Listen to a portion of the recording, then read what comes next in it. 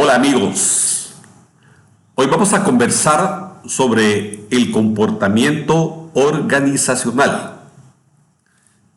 Todos conocemos que las empresas, independientemente de que sean del rubro de negocios, agrícola, de servicios, religiosos, de cualquier naturaleza, todas las empresas están conformadas por personas, por seres humanos, y es de ahí que su comportamiento está directamente ligado a el comportamiento también de esas personas que conforman cada una de las empresas.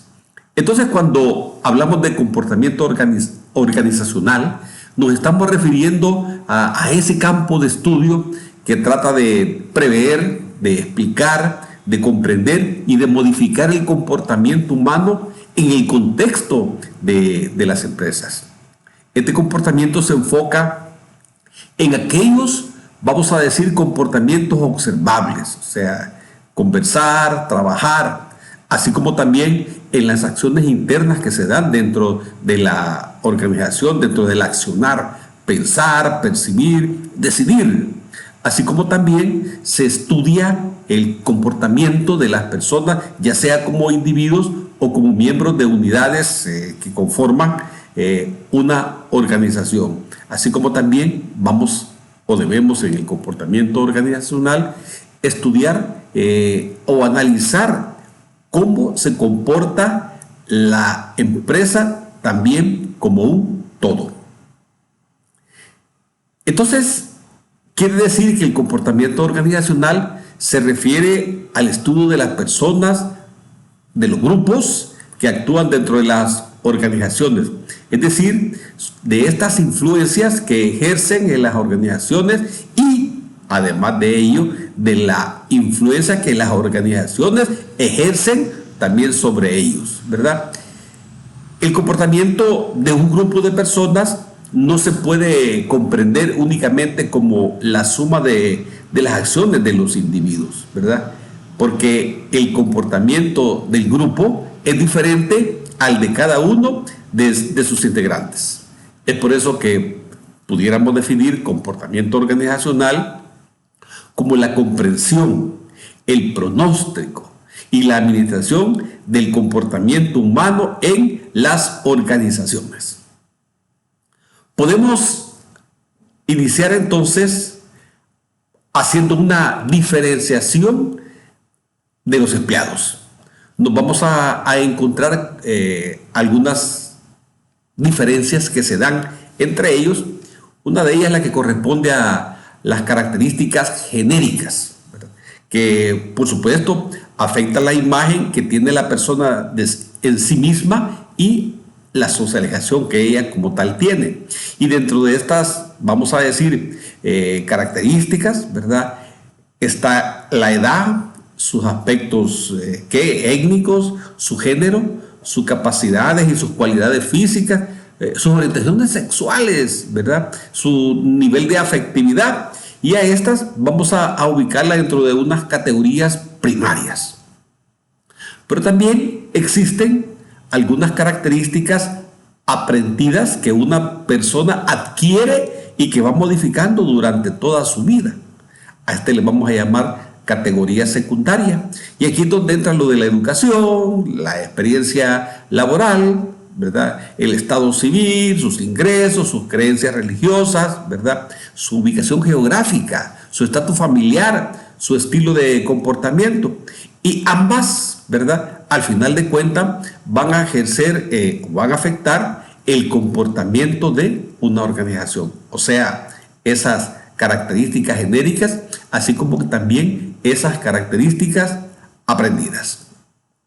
Quiere decir que cuando hablamos del comportamiento organizacional, pues también, al igual que en otras áreas, nos vamos a encontrar con el iceberg que se habla siempre, ¿verdad? Y hay un iceberg del comportamiento, en donde hay algunos aspectos formales que son manifiestos dentro de una organización. Por ejemplo, las metas, el diseño de las organizaciones, la tecnología que utilizan, los recursos financieros, sus instalaciones, sus reglas, normas, pero también hay algunos aspectos de comportamiento ocultos principalmente. Y ahí es donde entra quizás principalmente esto que corresponde a las personas, las actitudes, los patrones de comunicación, su personalidad, los conflictos que se dan, las políticas de comportamiento, las competencias y habilidades que tengan, los procesos de equipos o de grupos informales que se dan dentro de una organización. Existen entonces algunas premisas del comportamiento de los individuos que están relacionados con el trabajo, y pues, cada uno de nosotros nos podemos preguntar si son ciertas o no. Dicen que los trabajadores felices son trabajadores productivos, y eso normalmente parecería que es cierto. Se dice también dentro de las otras premisas, ¿verdad?, que todos los individuos son más productivos cuando el jefe es amistoso, de confianza y accesible, es decir, cuando es un excelente líder, ¿verdad? Los mejores líderes entonces son aquellos que muestran un comportamiento consistente sin importar las situaciones que enfrenten. Es decir, que de acuerdo a la situación, él mantenga, ¿verdad?, su posición, su forma de actuar, que no porque se vea presionado vaya a cambiar el estilo de liderazgo que él esté aplicando. Se dice también entonces, dentro de estas premisas, que las entrevistas son herramientas eficaces de selección para separar a los solicitantes de trabajo que serían empleados de alto rendimiento de aquellos que tendrían un bajo rendimiento. Esto habría que analizarlo un poco más, ¿verdad? También se dice que todo mundo quiere un trabajo desafiante, y eso es parte del comportamiento organizacional. Dice que hay veces que se tiende a atemorizar un poco a la gente para que haga su trabajo, ¿sí? O sea, como que el estilo autoritario como que es el que prevalece, y muchas veces no es necesario. Recuerden ustedes, ¿verdad?, que a las personas hay que tratarlas como me gustaría que me traten a mí. Hay otra premisa que dentro del comportamiento que dice que todo el mundo está motivado por el dinero, y posiblemente esto no sea cierto, ¿verdad? Hay personas que su nivel de satisfacciones ya no lo hacen, ¿verdad? Ya no se motivan por el dinero, ¿verdad? Hay una premisa que dice que la mayoría de los grupos de trabajo también más eficaces carecen por completo de conflictos. Esto también no puede ser, porque de acuerdo a las teorías de los conflictos, muchas veces en aquellas organizaciones donde no hay conflictos hay que provocarlos, ¿verdad?, para mantener a esas personas, ¿verdad?, aportando, innovando, creando, ¿verdad? Entonces, cuando todo se vuelve pasivo, parecería que todo esto tiende a disminuir. Por supuesto que para el comportamiento organizacional hay una serie de organizaciones que contribuyen con ella. Por ejemplo, las ciencias políticas, ¿verdad?, porque retoman el concepto relativo al poder, al conflicto, a las políticas organizacionales. La antropología, porque analiza la cultura de las organizaciones, los valores, las actitudes. La psicología, pues porque toma en consideración las diferencias individuales, la personalidad, los sentimientos, la percepción, la motivación, el aprendizaje, ¿sí? La psicología social, por supuesto, porque analiza, ¿verdad?, los conceptos relativos al grupo, esa dinámica grupal, cómo se da esa interrelación, ¿verdad?, entre ellos, el liderazgo, la comunicación, las actitudes. La sociología, por su parte también, ¿verdad?, ya que analiza el estatus, el prestigio, el poder, ¿verdad?, el conflicto que se da entre otros. Y vamos a mencionar además a la sociología organizacional, ¿verdad?, porque esta analiza la teoría de las organizaciones y la dinámica de las organizaciones, entre otros conceptos. También podemos establecer que existen diferentes niveles jerárquicos del comportamiento organizacional. Y es así que podemos mencionar al nivel macro o de la organización, y es cuando nosotros vamos a estudiar el comportamiento organizacional de la organización en toda, ¿verdad? como un todo, perdón, como un todo. Aquí nos vamos a enfocar a analizar, a estudiar el liderazgo, la forma como se comunican, cómo se plantean las decisiones, cómo se maneja el estrés, los conflictos, cómo se negocian y coordinan las actividades de trabajo, ¿verdad? Así como también los distintos tipos de poder que se dan en esta organización. Hay un nivel que se le llama intermedio de grupo. Este se enfoca en el comportamiento de las personas que trabajan en grupos o en equipos. Primero el macro era el todo. En el nivel intermedio ya son esas unidades, esos departamentos, esos grupos, ¿verdad?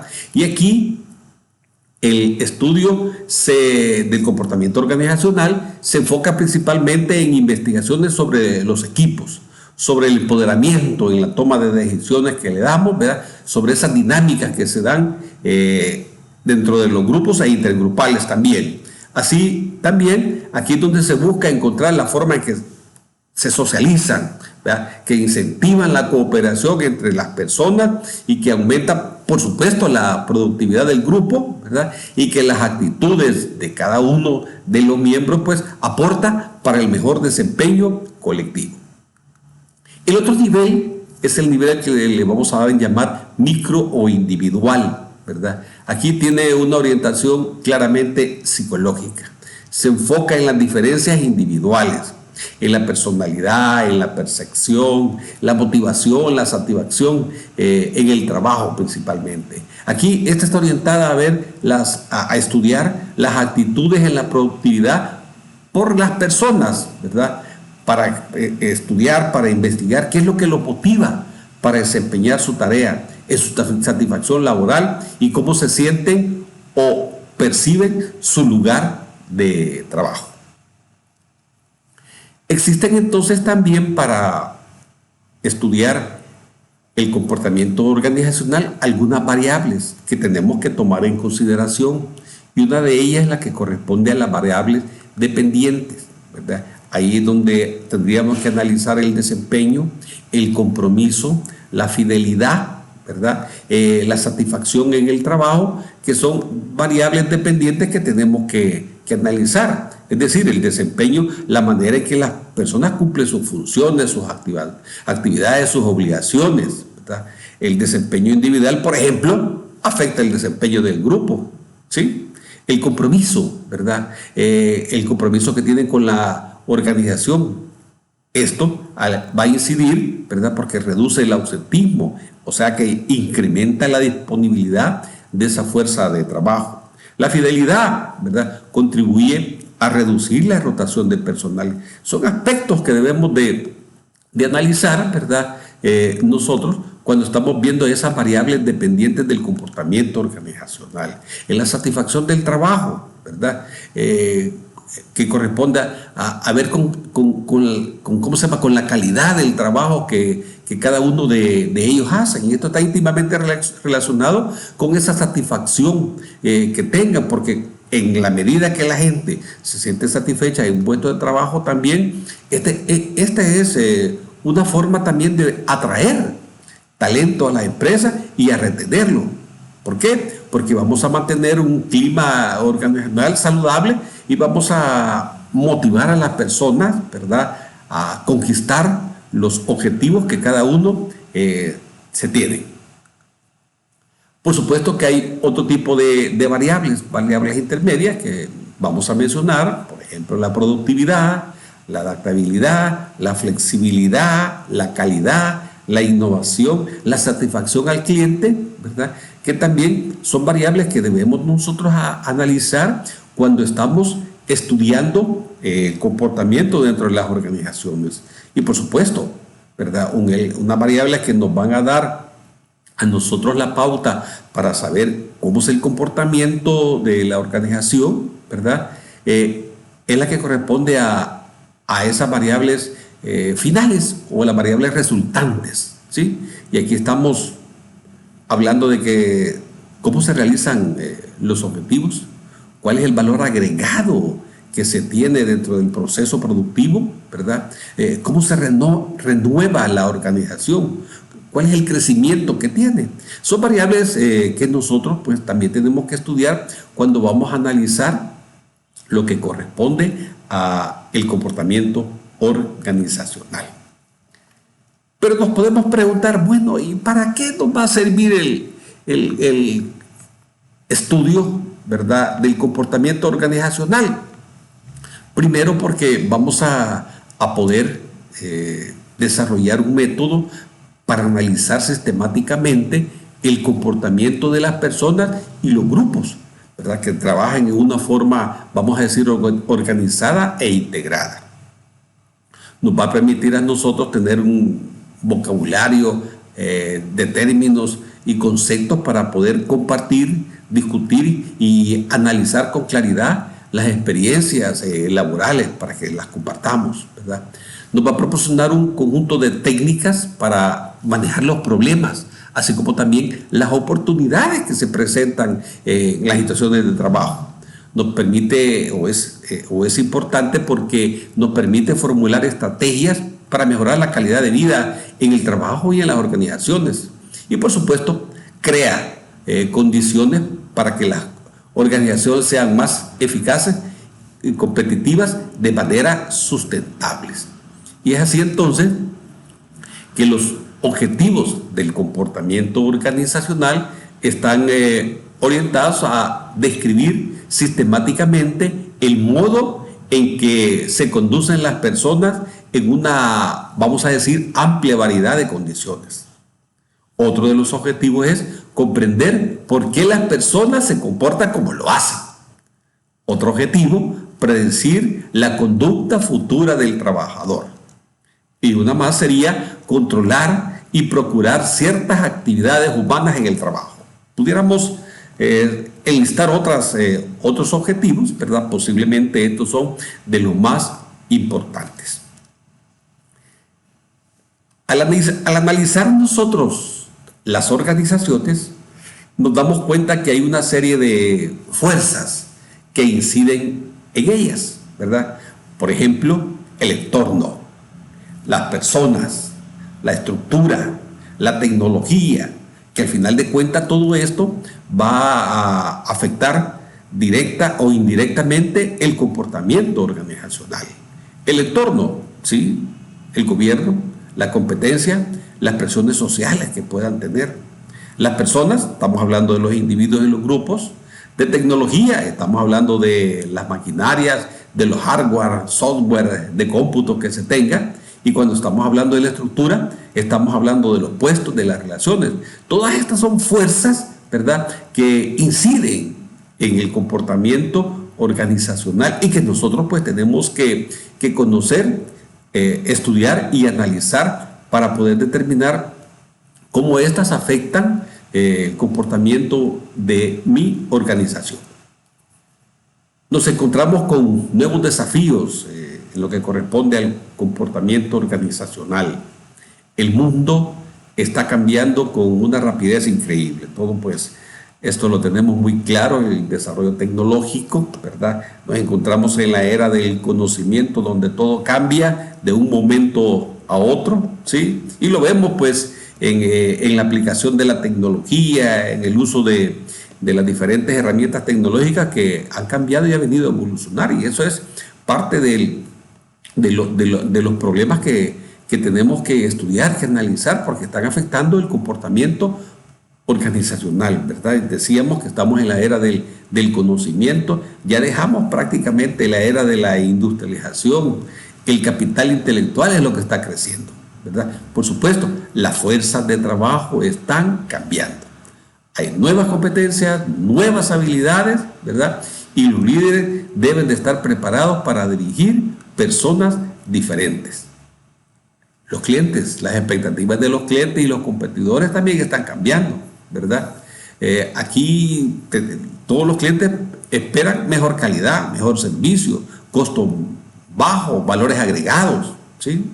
Las empresas también están cambiando vamos a decir que están reduciendo su estructura, su tamaño, eliminando los niveles jerárquicos, ¿sí? Entonces, el conocimiento humano se está convirtiendo en el principal factor de producción de riqueza. La naturaleza del trabajo está pues experimentando cambios rápidos e intensos. ¿Sí? Ya mencionamos que la tecnología está cambiando todo, ¿verdad? Los puestos cada vez son menos definidos. Me contratan para que haga algo, pero ya durante el desarrollo de las funciones, ¿verdad?